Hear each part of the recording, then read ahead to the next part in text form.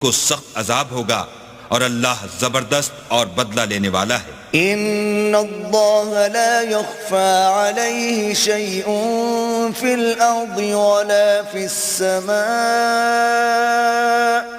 اللہ ایسا خبیر و بصیر ہے کہ کوئی چیز اس سے پوشیدہ نہیں، نہ زمین میں اور نہ آسمان میں۔ هو الذي يصوركم في الارحام كيف يشاء